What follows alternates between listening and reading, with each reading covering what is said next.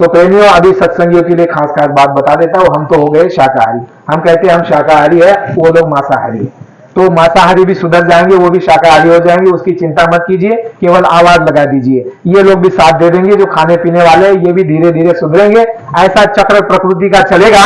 ऐसी बात सामने आएगी कि बाबा जी ने कहा कि मजबूर होकर के, लाचार होकर के तुमको मेरी बात माननी पड़ेगी, माननी पड़ेगी। ऐसी व्यवस्था बनने जा रही है, लेकिन तुमसे अभी सेवा करा ली जा रही है। सेवा कहते हैं ना महात्मा जुक्ति, भाई तुम्हारे हमारे ऊपर जो कर्म लगे हुए हैं, तो गुरु महाराज के एक आदेश पर तुम देखो दौड़े, आधा घंटा पौना घंटा घूमे, आरती की बहनों ने, तुम चले बैठे, तो ये तुम्हारा जो परमार्थ बन गया, ये तुम्हारे पाप कटते चले जा रहे हैं। तो एक तरफ ये फायदा हो गया, दूसरी तरफ वो लोग समय आने पर शाकाहारी हो जाएंगे।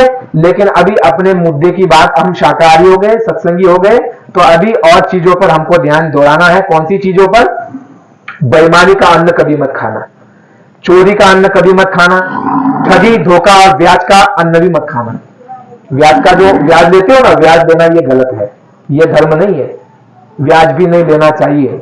ये होना चाहिए कि भाई 10,000 मैं तुमको देता हो 2 4 6 महीने के लिए, मुझे कभी आवश्यकता पड़ जाए तो तुम मुझे दे देना 10,000, मैंने मदद की तुम भी कर देना।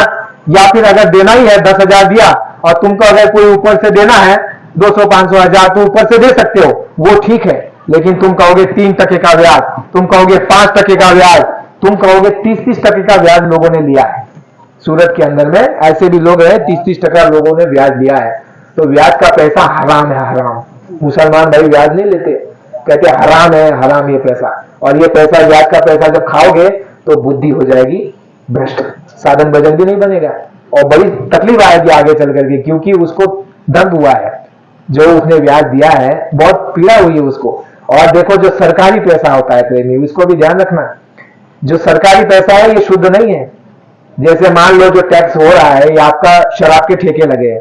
दो ही बात बताता हूँ, शराब के ठेके सरकारों ने लगाए। आप कहते हो ना, मैं छोटा जब था मैं सोचता था कि भाई पुलिस वाले जो ये शराब के जो हंडे है, ये घड़े है तोड़ने आते हैं, तो ये बड़े सज्जन अच्छे लोग हैं, शराब ये मान्य नहीं करते, शराब ये हटाना चाहते हैं पुलिस वाले। लेकिन जब बड़ा हुआ तब समझ में आया, जिनके पास लाइसेंस नहीं उनके मटके फोड़ते थे, लेकिन शराब के ठेके ये खुद लोग देते हैं। ऊपर बैठे हुए सत्ता में, शासन में बैठे हुए लोग ही शराब के लाइसेंस देते हैं कि महाराष्ट्र वालों ये लाइसेंस लो और शराब का ठेका लगाओ, और तुम जो बोतल 100 रुपए की है तुम 500 में बेचो और 100 रुपए टैक्स हमको दो। अब विचार करो, वो 500 की बोतल ला करके, बियर की बात कर रहा हूं, वो बोतल खरीद करके वो आदमी वहां पर अपने बच्चों की मेहनत की, ये देविया बेचारी खेत में जाती है ना, काम करती है, फिर वो पैसा भी छीन करके ले जाता है शराबी, शराब पीने के लिए। तो घर वाले परेशान हुए, शराब पी करके आया तो चैन से सोने वाला नहीं है वो पड़ोसी को गाली, घर वालों को गाली, माँ को गाली, पिता को लात मारेगा, भाई को धक्का मारेगा, वो सबको सताएगा, सताएगा कि नहीं सताएगा। तो इन सबको पीड़ा हुई, दर्द हुआ। तो वो टैक्स का पैसा जो आया है 100 रुपया, वो टैक्स का पैसा सरकार तुमको देती है, इस तरफ देती है, ए लो 1500 रुपया, हमारी बहने 1500 रुपया। वो कौन सा पैसा है? टैक्स का पैसा आ रहा है। शराब के टैक्स का कत्ल खाने खुलवाए सरकारों ने, लाइसेंस दिए। आज भी देश के अंदर में 3 से 3,500 कत्ल खाने हैं, जिनमें गाय बैल ये बड़े बड़े जानवर भी कटते हैं। ये सरकार ने परमिशन दी है उनको, और कहते हैं कि तुम हमको केवल टैक्स दो, तुम कुछ भी करो वहां पर। तो वो टैक्स आया और वही टैक्स वहां पर गया, और वो टैक्स का पैसा वो तुमको दिया जा रहा है कि ये लो मेरी लाडली बहन 1500। अब वही 1500 रुपया लेकर के तुम क्या करोगी? चीनी, दाल, तेल, नमक, मिर्च, मसाला खरीद करके लाओगी और खुद भी वो अन्न खाओगी और बच्चों को भी खिलाओगी, तो बच्चों की बुद्धि हो जाएगी खराब और तुम्हारी बुद्धि भी काम नहीं करेगी। ये बड़ा असर होता है प्रेमियों। अगर चोर का अन्न खाया तो चोरी करने की इच्छा होगी, शराबी का अन्न खाओगे तो शराब पीने की इच्छा हो जाएगी। इन चीजों का बड़ा परहेज करना पड़ता है, और गुरु महाराज ने उसमें एक रास्ता निकाल दिया कि ऐसा कोई गलत तरीके से पैसा आ जाए, पहले तो आना नहीं चाहिए, लेकिन बिना मेहनत का कोई पैसा आया तो उसको अपने भोजन में कभी इस्तेमाल मत करो। निमा भाई इस बात को याद रखना है, बिना मेहनत के कोई पैसा आ गया तो उसको भोजन में इस्तेमाल मत करना। वो पैसा किस तरह से आया तुम नहीं जानते हो, बड़ी तकलीफ से आया वो पैसा, इसलिए ये सब देना पड़ेगा, ये भुगतना पड़ेगा, ये छूटने वाला नहीं है। इसीलिए अपने कर्मों को सुधारो, ध्यान से इन चीजों पर बारीक से निगरानी रखो। ये हम इसीलिए नहीं बताते क्योंकि लोग डर जाते हैं, अरे भाई इतने नियम है, अरे तुम्हारे लाभ, तुम्हारे फायदे के लिए, तुम्हारे अच्छाई के लिए है, तो नियम से चलने में क्या अड़चन है। लेकिन आज लोग कहते हैं अरे इतने नियम है तो भाई कौन करेगा, तो नहीं करोगे तो फिर भुगतो। दो बातें हैं। देखो हम हमारी बात करते हैं। हमारे गांव में जब चुनाव होता है, पहले पहले जब मैं सूरत से आया तो चुनाव के समय में छत पे सोया हुआ था। हमारे घर में 3-4 लोग थे, तो 2-3 लोग आए और 2,000 रुपया मुझे ऐसे दे दिया, ये लो 2,000। मुझे मालूम था चुनाव होने वाला है, 2,000 ये ले लो। मैंने कहा काहे के? बोले अभी निवड़ होने वाली है ना, उसको वोट देना है। बोला ले जा। और देने वाला कौन था मालूम? सत्संगी। वो उनमें लगा हुआ है ये काम करने में, वो मुझे दे रहा है। वो लोग जानते थे ये लेगा नहीं, इसलिए वो सत्संगी मेरे रिश्तेदार को बीच में डाला कि उसको दे देना। और मेरे पास आया, बोला काय के?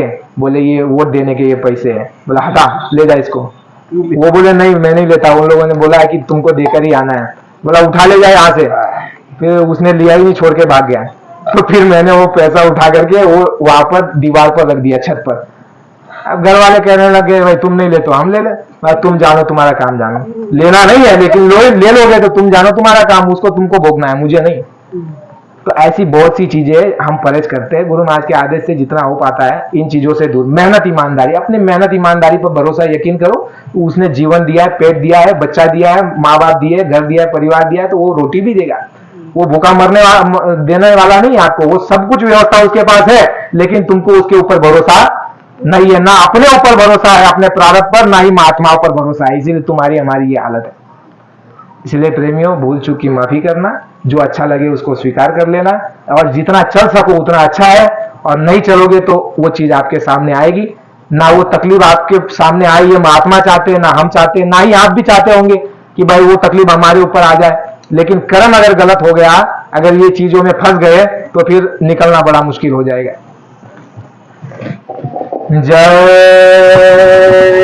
गुरुदेव। प्रेम से बोलिए जय गुरुदेव।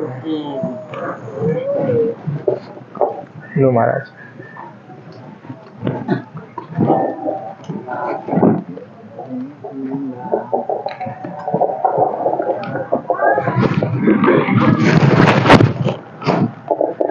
जय गुरुदेव। खूब गुरु महाराज एक दया हुई, यानी कि एकनाथ दादा ने अपने व्यक्ति में ले लो और अपने में कतरा सत्संग संभलायो, यानी कि एक साहस अपने ने 2 घंटा सत्संग संभलाए समझा। तो अपने ये पर अमल करनो छे, जत जत पॉइंट के मेलो छे, जत जत मतियार बात के मेलो छे, वो बातें ना थोड़े से ध्यान रखाड़े रहो। ध्यान मतलब कसो कि एकनाथ दादा ऐसे क्यों कि गुरु महाराज वो भी काम करो कि कौन सो कि समय आए अनुसार हर व्यक्ति ने बात मानना छे, समय आए अनुसार। तो वो समय तो आज वाले छे, गुरु महाराज और काम करो छे। तो क्या है कि पुराने लोग 10 कदम पीछे रहेंगे और नए लोग 10 कदम आगे रहेंगे।